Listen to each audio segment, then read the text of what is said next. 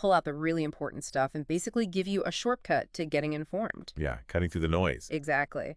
And today we're doing a deep dive into a story that, well, it got millions talking, sometimes arguing. 50 Shades of Grey. But forget maybe what you think you know. Our source material actually frames this as a pretty profound psychological exploration. That's right. That's really our mission here today. We're looking past the headlines, I guess, to dig into the novel's core themes. You know, the characters, the emotional stuff. Like intimacy, power. Right, power, vulnerability, and this really complex journey towards maybe emotional healing. Our source is this great in-depth summary, built for audio, so it gives you the real feel, the tone, structure, impact, without, reading every single word. Okay, so let's set the scene for you. It starts with Anastasia Steele. She's young, just about to finish college, kind of on the edge of adulthood. Yeah, living a pretty quiet life. Right. And her world is about to just collide with Christian Grey. He's this guy whose life is all about structure, control. And shadows. Lots of shadows from his past. He keeps locked down tight. And it kicks off a journey that, well, neither of them saw coming. Not even close. Definitely not. So the story gets going with Anastasia Steele Anna. She's described as thoughtful, pretty unassuming, senior at Washington State Uni. Living quietly with her roommate, Kate Kavanaugh. Exactly. And then this, totally normal thing happens. Kate gets sick. Right, the flu or something. Yeah, and Anna kind of reluctantly agrees to fill in for her on an interview. But it's not just any interview. No. It's with this hugely successful, very young CEO, Christian Grey. So Anna walks into Grey Enterprises, probably expecting, a standard corporate interview. But it's anything but standard. Christian's presence just completely throws her off balance. How so? Well, he's incredibly polished, very intense, and honestly, pretty intimidating. That whole environment, Grey House, it's imposing. Yeah. But what's really interesting, and our source picks up on this, is how Christian reacts to her. Right, because she's kind of nervous, maybe a bit clumsy. Totally. But despite that, her honesty, her complete lack of pretense, it seems to genuinely fascinate him. It's this spark, way deeper than just professional. Okay, so the interview happens, maybe a little awkwardly. And Anna just thinks, okay, that's done. Probably never see him again. Yeah, back to normal life. But Christian, the story makes it clear pretty fast. He has other ideas. Plans he's not revealing just yet. Not at all. So what happens next is, it's subtle at first, right? But he starts appearing in her life. Yeah, this persistent, almost curated pursuit. Like showing up at the hardware store where she works part-time. Which is just so random, right? And sending these expensive, unexpected gifts. And inviting her to things like exclusive events, stuff that's completely outside her normal student world. And his behavior through all this is very controlled. Very deliberate. You get the sense nothing he does is by accident. So how is Anna reacting to all this? Well, she's definitely drawn in. There's this powerful pull towards him. Attraction, obviously. Oh, yeah. Intense attraction. Curiosity, too. But also, she's really confused because he's warm one minute and then completely distant the next. That push-pull thing. Exactly. It creates this kind of whirlwind inside her. Excitement, confusion. She starts realizing he's not just this successful guy. He's carrying secrets, big ones. And that dynamic, the attraction, mixed with the mystery. It's a huge driver for the story, yeah. It really hooks her in. And you see her own world starting to shift because of him. Absolutely. It forces her to ask herself some big questions, like what do I actually want in love, in life? Who am I really? And then comes this really pivotal moment. Christian finally lays his cards on the table, so to speak. Right. He explains his, let's call it, unconventional approach to relationships. He basically says he doesn't do normal dating. He prefers dynamics involving control, dominance, submission. And to make this crystal clear, he gives her a contract. A literal contract? Yeah, a detailed non-disclosure agreement and relationship contract. It outlines everything. Rules of behavior, physical boundaries, expectations. Wow.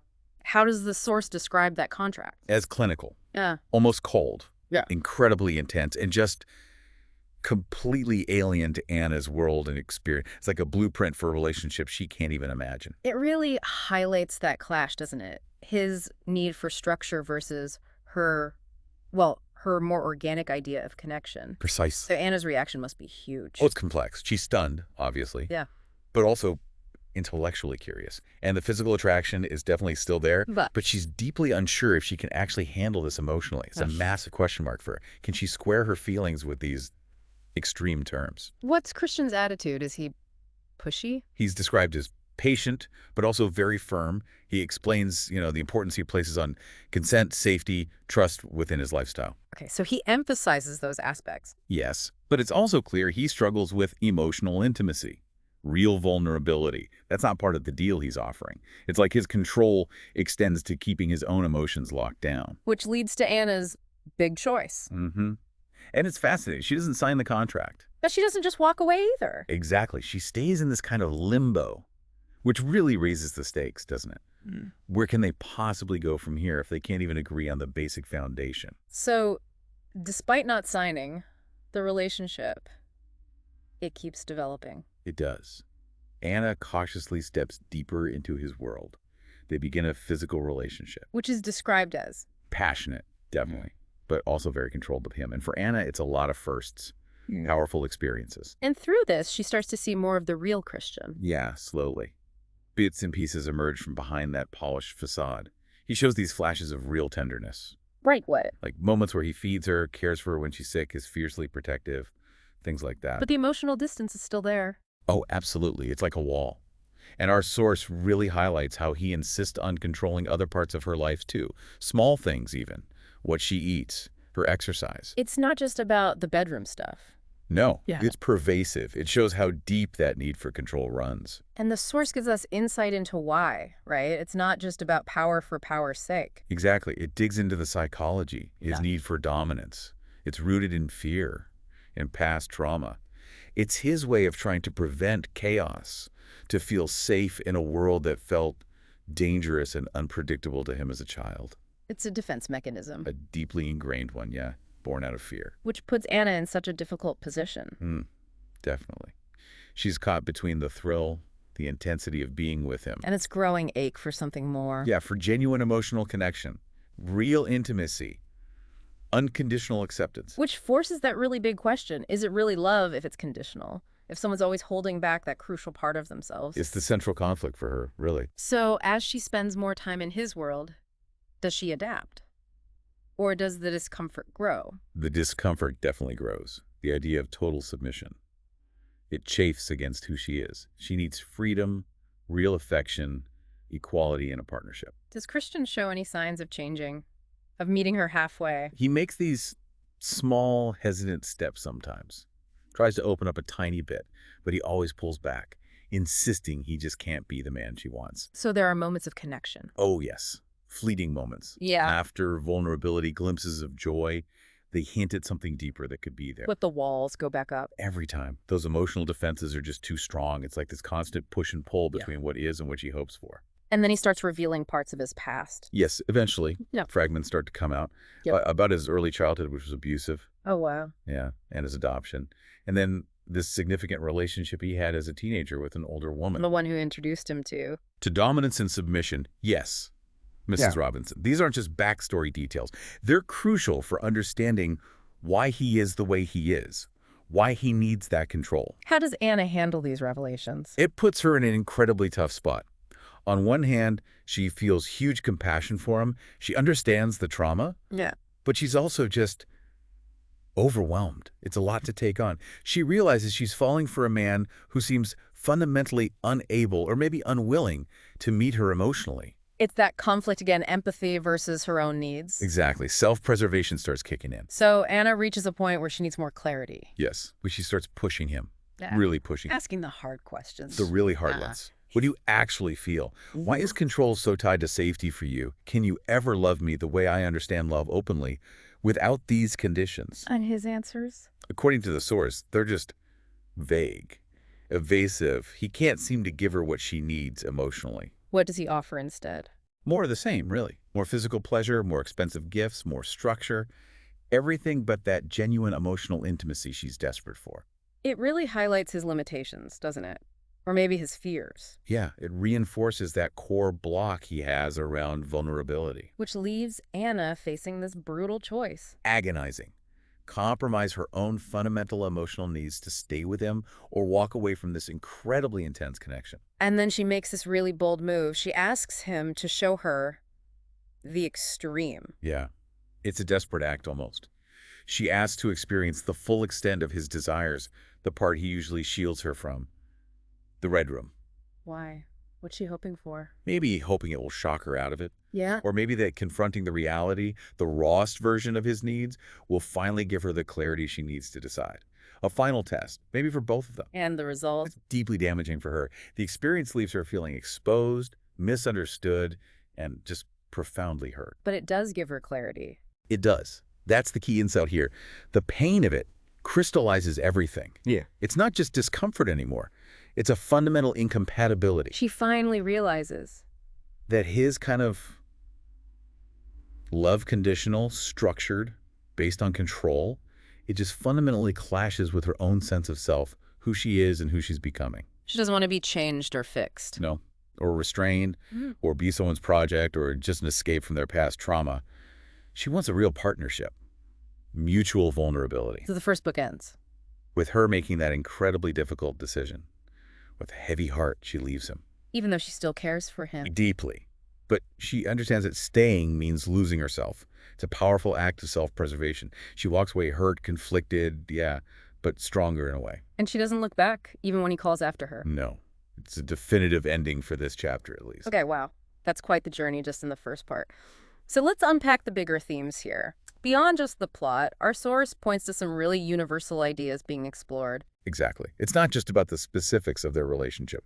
The novel really digs into some big questions. Like power versus vulnerability. Who really holds the power? Is it always the dominant one? Or is there power in daring to be vulnerable? The book kind of plays with that constantly. And healing versus control. Yeah, that's huge.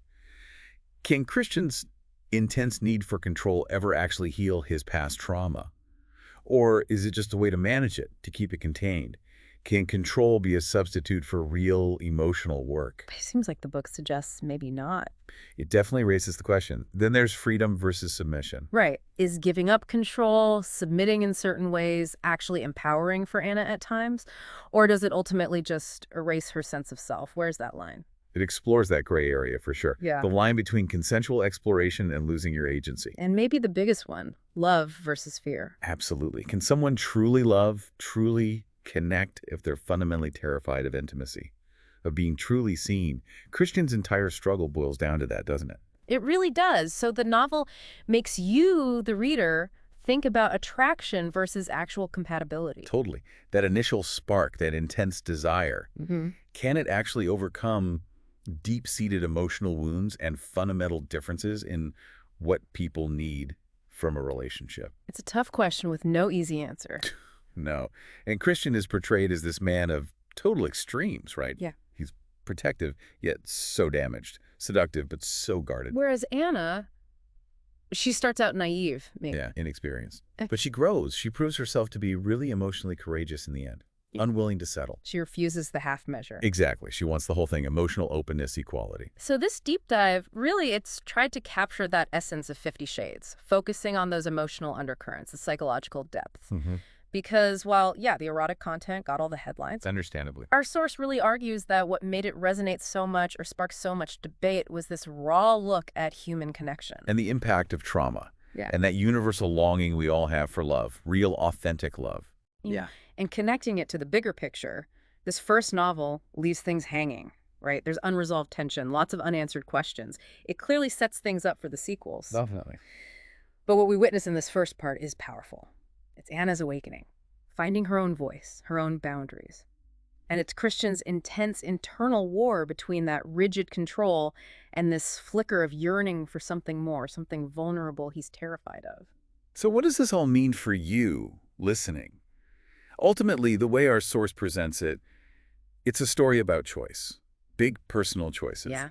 The choice to explore desire, the choice to feel things deeply, the choice to walk away when something isn't right for you, even if it's hard. Or the choice to fight for something deeper, something more authentic. Which leads to maybe a final thought or a question for you to chew on. How do you see personal histories like trauma impacting someone's ability to form healthy relationships in your own life or what you observe? And what role does that need for controlling oneself or controlling others play in that whole dynamic? It's fascinating stuff. Yeah. Definitely food for thought. Well, if you find these kinds of deep dives into stories and themes interesting, you might want to check out more audiobooks and podcasts. Our partners at Audible are actually offering the first month free. Good deal. Yeah, you can find the link to subscribe right there in the description below this deep dive. Explore whatever interests you. So thank you for joining us for this deep dive. Thanks, everyone.